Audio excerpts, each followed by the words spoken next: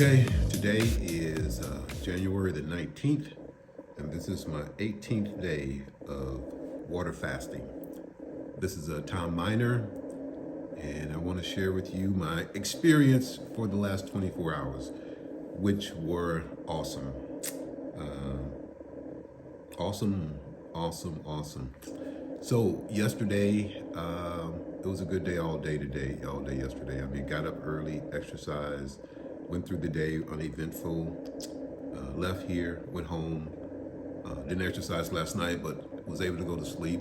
And that's one thing I wanted to talk to you about is one of the things when you start fasting, whether it be intermittent fasting or long-term fasting, one of the things that you will have a challenge with, at least I did, is going to bed, on an empty stomach, right? And I think one thing that you have to understand is going to bed on an empty stomach is different than going to bed hungry, right? And for most of us, going to bed with anything less than a late night snack is just not, just not happening. But, excuse me, when you get to the point where you kind of start knowing yourself and knowing how you feel and stuff like that, and really understanding what hunger is, and also what being empty and being in a fasted state feels like, you'll be tempted to, have a midnight snack, eat something or something like that. And all I can say is just fight it. Because if you fight it, right, and you go to bed and you wake up, I'll guarantee you when you wake up that following morning after fighting that urge to eat something that night, you will wake up just totally energized. And then your goal at that point would be to maybe do some exercises, but do whatever you can to avoid eating right away.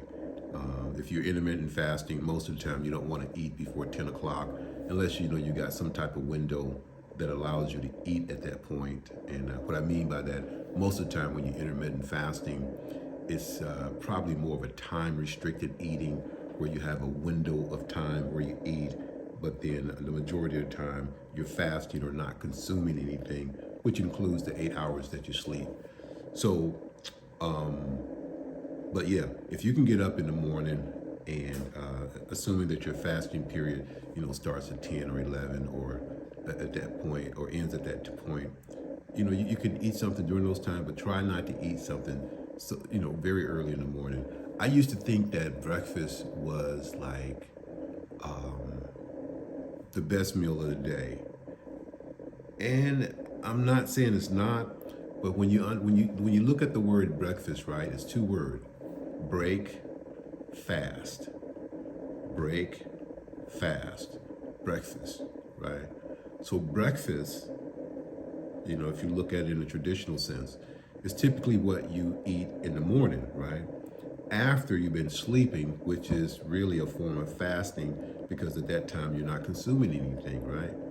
So when you break fast or have breakfast, that could be almost at any time of the day. And for me, it's typically around 10 or 11 and sometimes even 12 o'clock. But I still at that time would have what we call our traditional breakfast food, like bacon and eggs and pancakes and those type of things. And I'm a really big fan of bacon and eggs, if you don't know that already. But so when I break my fast or have my breakfast, it's typically around that time. So getting back to what I was talking about, going to sleep on an empty stomach is something that most people will have to get used to again, or get used to for the first time. It's the first time it's going to feel awkward. It's going to feel like, no, I can't do this. I got to have a snack or something like that. But that's okay. I understand that this is going to be difficult for people if you choose to go down the path of fasting. But over time, you'll be able to get it. Overnight, it's going to be difficult. But over time, you'll be able to really change your habits to where you can incorporate going to bed on an empty stomach. And everything will perform for you better if you can go to bed on an empty stomach. I'm not saying go to bed hungry, because typically you should try to get your last meal in around about 6:30, somewhere around there, right? And then that way, you'll have sufficient enough stuff in your food, in your belly to make you feel comfortable. And then just go to bed. I mean, wrap up in the fetal position, hug your honey real tight, and just go to bed. And you'll go to sleep and you'll sleep it off, and you'll feel better in the morning. Now, sometimes too, when I do go to bed, like on an empty stomach, I'll wake up earlier, and I'll wake up like totally like yesterday. I mean, I can imagine yesterday when I went to bed, when I woke up, it was just like, oh my God, I feel so good. And this morning, it wasn't too bad. I got up pretty early, sent some friends some text messages around about 4:30ish, 4 to 5. I knew they were asleep, but I wanted them to wake up and see that it was day 18 for me. And also too, I really think my body has totally adjusted to me fasting, because there's no hunger. My joints are good. I can sit down, I can cross my legs in like in a figure four, position and stuff like that. And it just seems like it is just flowing, and it's just weird. I mean, I ain't gonna say weird, but it is something that it's just hard to prepare for. That you could feel the way I feel after now 18 days of fasting. So looking forward, Sunday will be my 20th day, and then Monday I plan to do like a more of a illustrative video where you can kind of see me get up and walk and see how my progress.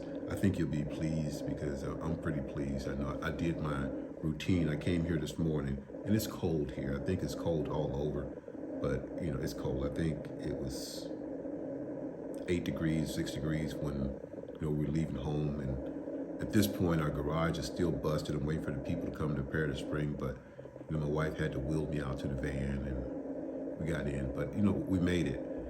So, but Monday, yeah, I'll do the whole thing, because I'm making progress. I just being honest with you and being honest with myself, and sometimes that's hard, because you naturally want to make progress, but sometimes you don't know if you're just thinking you are, or because you want to so bad. But this morning when I was on the vibrant therapy machine, there's a position where I hold my hands like, up like that. And I was able to do it for 10 minutes. And that's hopefully my doctor gets a chance to see this video that I'm going to make, because he hasn't responded to anything yet. But I'm just anxious to see what's going to happen next. Okay, talk to you later. Bye.